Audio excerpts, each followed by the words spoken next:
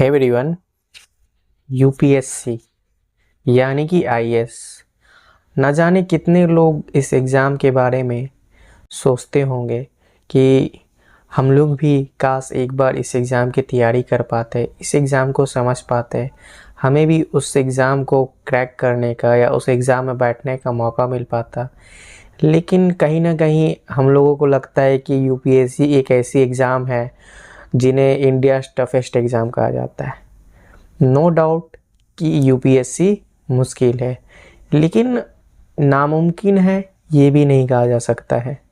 UPSC का exam, UPSC का syllabus मैं मानता हूँ कि बहुत बड़ा है, इसमें सब्जेक्ट बहुत ज़्यादा हैं और पढ़ाई भी बहुत अच्छे से करनी पड़ती है और बहुत करनी पड़ती है। लेकिन इतना भी नहीं है कि हम अगर किसी और की बातों को सुने कि यूपीएससी का एग्ज़ाम बहुत ही हार्ड होती है, कोई उस एग्ज़ाम को निकाल नहीं पाता जिसका बैकग्राउंड अच्छा होता है, जिसके पास थोड़ी बहुत आर्थिक संपत्तियां होती है, वो कोचिंग लेके इस एग्ज़ाम की तैयारी को पूरा कर पाते हैं। सेल्फ स्टडी से, इन सारी चीज़ों से ये एग्ज़ाम क्रैक नहीं हो पाता। देखिए, यूपीएससी है मुश्किल, मैं मानता हूँ।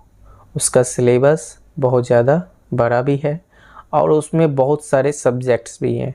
लेकिन अगर हम ये मान लें कि यूपीएससी की तैयारी नामुमकिन ही है, कि हम यूपीएससी की तैयारी कर ही नहीं पाए, ये तो वही बात होगी कि हम पहले ही युद्ध के मैदान में उतरने से पहले ही हम अपने आप को हार मान बैठे।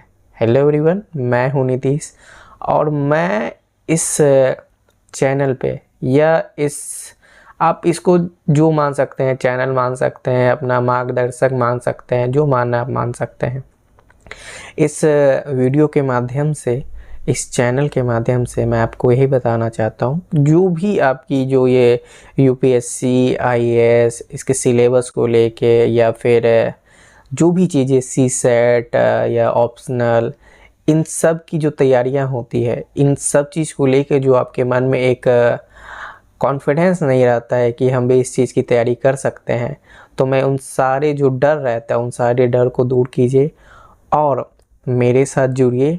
मैं आपको इतना तो बोलता हूँ कि आप इस एग्ज़ाम से डरेंगे नहीं। जो भी मैंने इस एग्ज़ाम की तैयारी के दौरान सीखा है, मैं उन सारी चीज़ों को आपके साथ शेयर करूँगा। मैं भी जब आपके तरह जो शुरुआत था, मैं भी डरता था कि भाई कैसे होगा। मैं भी एनसीईआरटी की किताबों को लेके बैठा रहता था कि कैसे कंप्लीट हो पाएगा ये सब, इतना है। कम से कम 42 तो एनसीईआरटी की किताब ही हो जाती थी कि मैं कैसे कंप्लीट कर पाऊँगा इस बात को। लेकिन जब आज मैं अपने आप को कुछ समय बाद जब अपने आप को देखता हूँ कि नहीं भाई, मैंने उस सारी चीज़ों को कंप्लीट किया है, कवर किया है, मैंने इतने सारे सब्जेक्ट पढ़ लिए, तो मुझे थोड़ी सी ताज्जुब हो जाती है कि मैंने कैसे ये सारी चीज़ें कंप्लीट कर ली है। तो शुरुआत में सबको लगता है कि नहीं भाई, मैं नहीं कर पाऊँगा। चाहे कोई भी एग्ज़ाम हो, चाहे कुछ भी हो, चाहे लाइफ में आप कुछ भी करना चाहते हो, तो आपको लगता है कि पहली बार में कि नहीं भाई, हम ऐसा कैसे कर सकते हैं, हम, मेरे से तो होगा ही नहीं। सबको लगता है, शुरुआत में सभी को लगता है, मुझे भी लगा था। तो मैं यही कहना चाहता हूँ कि आप लोग डरिए नहीं इस एग्ज़ाम से, और इस एग्ज़ाम की जो रणनीति होती है कि इस एग्ज़ाम का सिलेबस कैसा होता है और ऑप्शनल की तैयारी कैसे करनी है, जीएस पे कितना ध्यान देना है, कौन सा सब्जेक्ट पहले पढ़ना है, ये सारी बातों को मैं यहाँ पे आपके साथ डिस्कस करूँगा। देखो, क्या होता है कि यूपीएससी में कहीं ना कहीं हम लोग, कोई भी विद्यार्थी है, गाइडेंस की वजह से ही पीछे रह जाते हैं।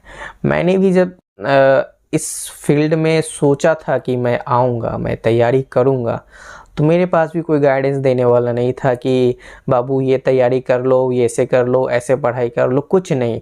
जो भी मैंने डेवलप किया खुद से किया है, और आज मैं इतने स्थान पे हूँ कि मैं आपको गाइडेंस दे सकता हूँ कि आपको कैसे तैयारी करनी है।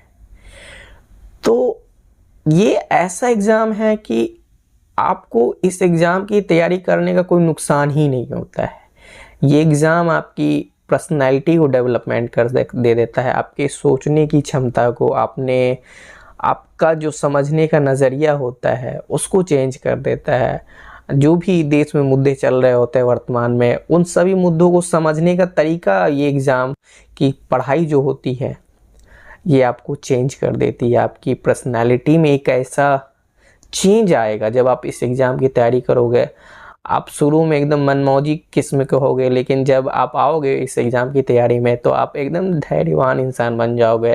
अगर आपको बहुत ज़्यादा गुस्सा आता है तो आप गुस्सा बहुत कम करने लगोगे इस एग्ज़ाम की तैयारी करने में।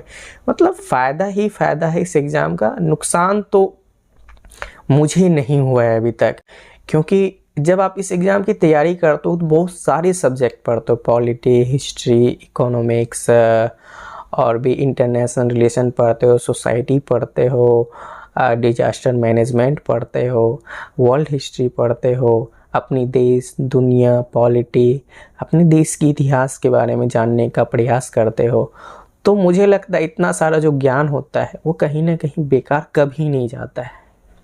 ये ज्ञान आपको किसी को समझाने के लिए यूज हो सकता है, ये ज्ञान आप कहीं भी दे सकते हो। मतलब ओवरऑल देखा जाए तो इस एग्ज़ाम की निगेटिविटी नहीं है। लोगों ने शायद, हमारे आसपास के लोगों ने ही शायद बोल दिया है कि भाई इस एग्ज़ाम में नहीं जाना चाहिए, इस एग्ज़ाम की निगेटिविटी बहुत। देखो,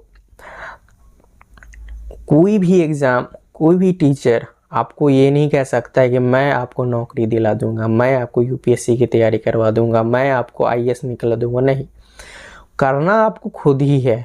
हम लोग क्या होते हैं कि हम लोग आपको एक रास्ता दिखाने वाले होते हैं कि आप तैयारी कीजिए, हम बताएंगे कि आपको किस रास्ते पे चलना है, किस रास्ते पे नहीं चलना है, क्या आपको पढ़ाई करनी है, क्या आपको पढ़ाई नहीं करनी है।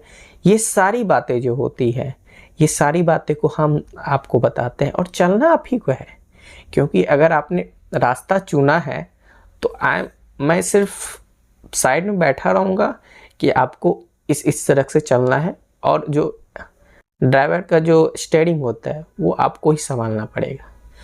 तो जो भी आपके मन में इस एग्ज़ाम के प्रति भ्रांतियाँ होगी कि हम इस एग्ज़ाम की तैयारी कैसे करें, या फिर जो भी होती है ना, जो शुरुआत में कन्फ्यूज़न होती है कि भाई हम कैसे कर सकते हैं, तो इन सारी कन्फ्यूज़न को दूर कीजिए और मेरे साथ जुड़िए। ये मेरी पहली वीडियो है, ये इंट्रोडक्शन वीडियो है, जो कि मैं इस चैनल पे क्या क्या करूँगा आपके साथ। और कल जो मैं वीडियो डालूँगा, मैं आपको पहले एक बार अवगत कराना चाहता हूँ कि आईएएस करता क्या है। ठीक है, जो आईएएस ऑफिसर होते हैं उसका काम क्या है। क्योंकि अगर आपको इस सर्विस से रुचि ही नहीं है, इंटरेस्ट ही नहीं आए, तो इस एग्ज़ाम का तैयारी करने का कोई फ़ायदा नहीं है। अगर आप इसलिए तैयारी करना चाहते हो कि हमको बस करना है, तो आप अपना समय ही बर्बाद करोगे। उससे अच्छा है कि जो आपकी रुचि की चीज़ है वो आप कीजिए। तो जब मैं कल आपको आईएएस के कार्य से अवगत कराऊंगा, वो लोग क्या करते हैं नहीं करते हैं, अगर आपको इंटरेस्ट है तो फिर आगे रणनीति आएगी। डे बाय डे मेरे साथ जुड़िएगा, और तब तक के लिए धन्यवाद। जय हिंद, वंदे मातरम। Thank you.